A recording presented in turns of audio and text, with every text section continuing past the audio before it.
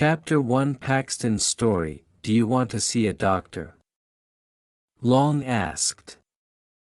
No, no, the young man said. I'm afraid.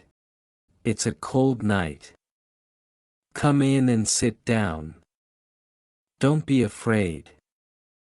That noise is only the wind in the trees. Please listen to my story. It started on a dark, dark night in Seaburg. Do you know Seaburg? It's a small English town near the sea. There's a train station near it, and there are some houses and shops. There's one small hotel. The beach is good and long, but the sea is usually very cold. That isn't a problem for me. I don't like swimming. I was at the hotel there with my friend, Henry Long. It was cold that April and there weren't many people in Seaburg. That was good for us because it was quiet. It was a good holiday. Every day Long and I walked near the sea. In the evenings we liked to sit in the hotel and talk. All suddenly, one evening, there was a noise at the door. A young man opened it. I'm sorry, he said to us. Please excuse me. That's okay, I said. Come in, Long said. The young man came into the light. He was short and he had dark hair. I looked at his unhappy face. What's wrong? I asked. Are you okay? Do you want to see a doctor? Long asked. No, the young man said. I'm afraid. Why? Long asked. The young man didn't answer my friend's question. Sit down and have a drink, I said. What's your name? Paxton. He didn't say his first name. I don't know it today. What's wrong, Paxton? I asked. The young man looked at me and then at Long. His eyes were big and his face was white. You don't know me, he said. I understand that. But please believe me. Please. This was very important to him. Then Paxton started his story. Long and I listened for a long time. Here is his story. Paxton was on holiday in Seaburg, too. He liked old buildings, and there were a lot of them near Seaburg. One day he went on his bicycle to a church near the town. It was a beautiful small church. There was an old picture on it with 3 crowns. It was very interesting and Paxton wanted to know about it. There was an old man in the church garden. Excuse me, Paxton said. What do you know about this picture? The old man put down his spade and looked at the young man. Do you know the story of the 3 crowns? He asked. No, Paxton answered. Seaburg was always an important place, the old man said. It is today, too. It's important because it's on the sea. I don't understand, Paxton said. The English wanted to protect their country from countries across the sea, the old man said. They put 3 crowns in the ground near the sea. One of the crowns was here, near Seaburg. But why? Paxton asked. He didn't understand. What did 3 crowns in the ground do? The 3 crowns were magic, the old man said.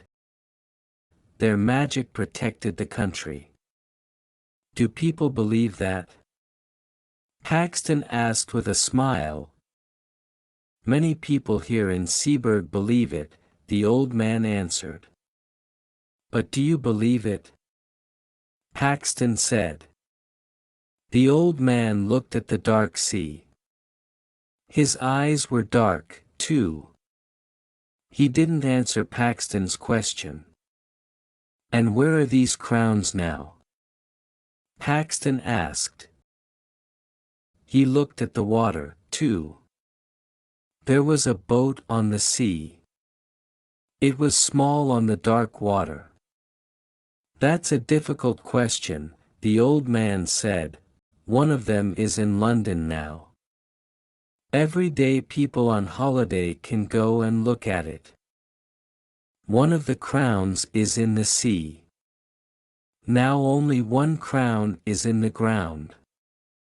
But its magic is working today. Do you know about the last crown? Paxton asked. Where is it? I don't know that, the old man said. Who knows? Paxton said. Only the Agers family. Who are they? The old man looked into Paxton's eyes. Agers is a very old name in Seaburg. The Agers were a family here for many years. Families come and go. But the Agers always stayed. They never moved away. Why not? Suddenly it was very quiet at the church. The old man put his hand on a gravestone. He looked at Paxton's face. His eyes were cold now. You aren't from Seaburg, he said. Go back to your hotel. Don't think about the crown again. I'm sorry, Paxton started, but the old man didn't listen. He walked away from Paxton and from the church. What did I say? Paxton asked. Only the wind listened to him. Then he looked down at the gravestone. William Agers. This was William Agers's gravestone. The man was dead. Who protected the crown now? Chapter 2, The Man on the Hill. He was there in the sun, he was there in the rain. He was there on cold days. He was always there. Paxton had many questions, but there were no answers here at the church. It was cold now and the wind was strong. Paxton went back on his bicycle to the town. He didn't want to think about the crown or William Agers. He stopped at a small shop. There were some old books there. Paxton looked at them because he wanted to read in the hotel that evening. Suddenly he stopped. The book in his hands was old and black. It was a book for church. There was a name and year in the book, Nathaniel Agers, 1754. There were a lot of names and years. But the last name was always the same, Agers. This book was in the Agers family for years and years. It went from father to son in the family. Paxton looked at the last name in the book, William Agers. He had William's book in his hands. Excuse me, Paxton said to the tall, thin woman in the shop. What do you know about William Agers? That isn't a happy story, the woman said. William Agers is dead. He was young, only 28. And he didn't have a son. That's right, the woman answered.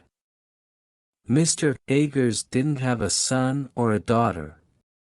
Where did he live? Paxton asked. I'm an old friend of the family. He lived in a small house near the sea, the woman said. Do you want the address? Yes. Please. Paxton said. He looked for some money in his coat. And how much is this book? Paxton went to his bicycle again. Later, he arrived at William Agers's small house near the sea. It was dark and quiet there. Behind the house was a hill. There was a man near the house. Can I help you? He asked Paxton. Paxton asked the man about William Agers. I didn't know him very well, the man said. William Agers was very quiet. Did he have friends? Paxton asked. No, the man answered. Agers didn't like people. He was never in his house. He was always on that hill. He was there in the sun, he was there in the rain. He was there on cold days. He was always there. I understand, Paxton said. The man walked away, but Paxton didn't move. He looked at the small hill and smiled slowly. Was the last crown there? It was late now. The room was dark. Long and I looked at Paxton's white face, and Long said, Was it? Was the crown there?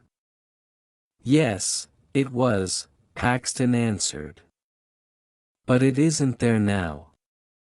Where is it? I asked. It's in my room. I didn't believe him. The crown is here in this hotel. I said, Can we see it? Long asked. Paxton didn't answer. We all listened to the wind. Then he said, Yes. Chapter 3, The Shadow in the Night. There was a person near the door to our room. No, it wasn't a person. It was a shadow. Paxton closed the door to his room quickly. Then he put a black bag on the table. Is it in there? I asked. Paxton didn't answer. Slowly he opened the bag. In his hand was a black book. It was very old. Paxton opened it for us. Can you see the names? He said. Long looked at the names in the book. William Agers, he said. But I didn't look at it. No, I looked at the crown in our new friend's hands.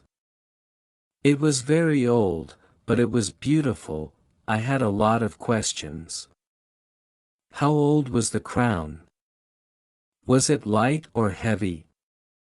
I moved my hand to the crown.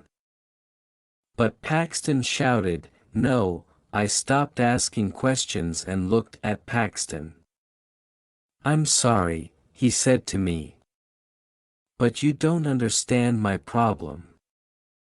I want to put the old crown back in the ground. I didn't believe him. You can't put it back. I said. This crown is very important. Telephone the newspapers in London. No, you don't understand, Paxton said again. His eyes were big and afraid. Okay, let's go to our room, Long said. We can talk about the problem there. Paxton put the crown back in the black bag. He went to the door, but then he stopped. Wait. Go before me and look in your room, he said. Please. But why? Long said. We're the only visitors in this hotel. But then we remembered the crown in Paxton's black bag. I opened the door and we looked left and right. There was a person near the door to our room. No, it wasn't a person. It was a shadow. It moved quickly. Who was that? Long asked. We were in our room now. I don't know, I answered. A hotel worker. No, it wasn't a hotel worker, Paxton said. He finished his story for us. Paxton went back to the hotel from William Agers's house that afternoon. In his room, he looked at the Agers's book for a long time. All very and then he closed the book and went down for some food. Later, he went back to the room. The book was open at William Agers's name. Paxton was afraid, but that didn't stop him. He went to the hill again with his spade. It was dark now, but he didn't stop working. Suddenly there was a noise. Was it the wind? Paxton looked behind him. Was there a man in the trees? A dark shadow? No, of course not. Paxton started to work again. The spade was heavy now and it was a difficult job. He wanted to sleep, but he wanted to find the crown, too. And then it was there. The crown. Paxton smiled. He put his hands on it. Suddenly there was a noise behind him again. It wasn't the wind and it wasn't an animal. It was the noise of a man, an angry man.